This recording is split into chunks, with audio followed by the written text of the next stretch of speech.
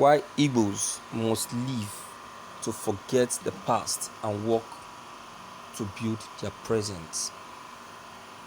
Today, by means of remembrance, all our Eastern brothers reminisce the period of Biafran War, which caused destruction to our nation. I think it's over 50 years back that the war rested on an accord of peace by all the people of Nigeria, and I believe we have agreed to live in peace and harmony, because remembering the period brings us turpitude and overwhelming thoughtfulness. There is no how we talk about the war that we won't feel somehow worried about our people who lost their lives.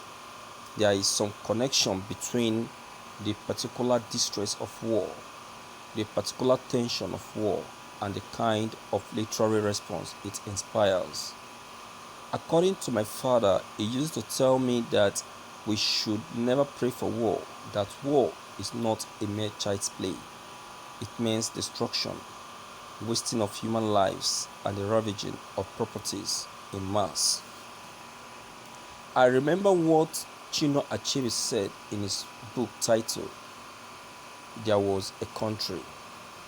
He wrote thus: most members of my generation who were born before Nigeria independence remember a time things were very different. Nigeria was once a land of hope and progress, a nation with immense resources at its disposal. Natural resources, yes, but even more so, human resources. But the Biafran War changed the course of Nigeria. In my view, it was a cataclysmic experience that changed the history of Africa. Today, the effects of the war has not abdicated our lifestyle. We are still obsessed with it. Apart from its obsession, it is still affecting our daily activities. The war itself emerged from the conspiracy, outright rivalry, and subjective criticism of our ethnic group to another. The truth then was that our forebears failed to accept their differences. They laugh when they are in the community of other tribes, but their ethnic bigotry lies within them.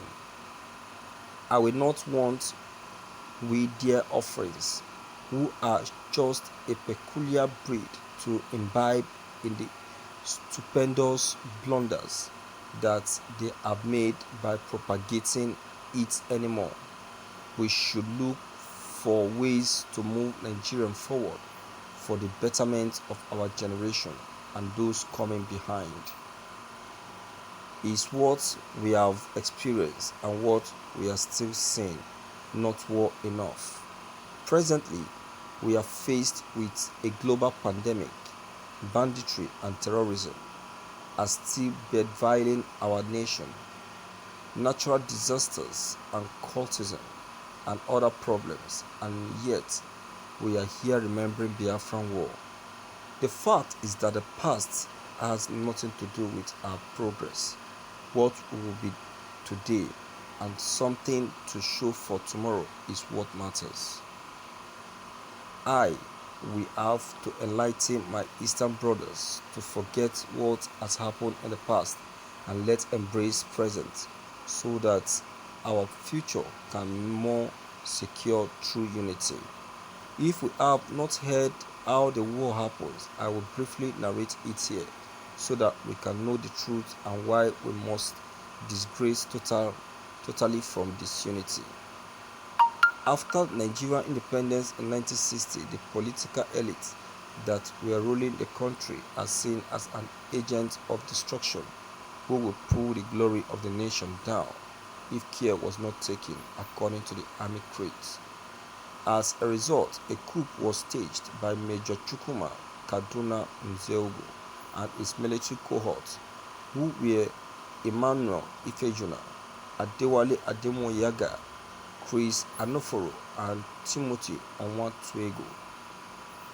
Their belief was to topple the civilian government administration that was filled with corrupt practices so that a government that will restore transparency can be achieved.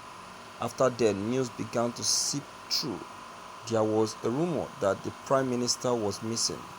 Then came news from Kaduna that Sardauna, Sir Ahmadu Bello, the most powerful man of the premier, had been killed. Later came the news that Samuel Akitola, the premier of western Nigeria, had also been killed. It was Chief Olusegun Oshoba, the former governor of Ogun State, then a journalist, who gave clues about where Tafawa Balewa's corpse was found. But despite the endeavor of the coup plotter, they end up in failures because another set of soldiers led by Agwin Ironsi outsmarted them. The aftermath of the coup was what gave birth to ethnic bigotry and long-term hostilities that later ensured amidst our people. Throughout this time, there was a sense of great unease and tension across the country and multiple rumors of military resurrection in the offing. The northern youth were highly infuriated as the prime minister was murdered, together with the Saduna of Sokoto. This led to the spontaneous riots. The marauding northern youth, armed with machetes, knives, and other instruments of death, attacked unsuspecting civilians, mostly Igbos. Many were maimed, brutalized, and sexually violated. This was the beginning of the hostility. After all this, the then head of Agwin Ironsi state restored normalcy in the land, but unbeknownst to him that the northern leaders have been meeting without his now knowledge. Thank you for listening to this news. Yeah, this is actually a good story anyway, but then I will tell you this and I will give you reason why the Biafrans must not let go their agitation. Aside from the fact that it has been a long time struggle which can be difficult to be forgotten, you will bear me witness that the Biafrans, even if they decide to let go the agitation, Nigeria will still not grant them their request.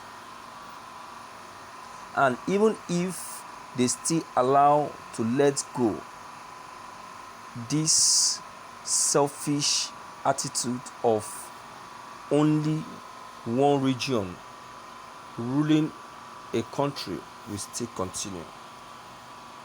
For how long? For how long will the Westerners and the Northerners be the one ruling Nigeria alone? For a very long time, the eastern region has not been given the opportunity to rule or to experience the seat of power. It has only been the Northerners and the Westerners, and you are telling us that you are telling the Biafrans that they should experience one Nigeria. What are we saying? Is so the Easterners are the ones that are good to be ruled and not to rule. So the Northerners are now the one born to rule. I disagree with you.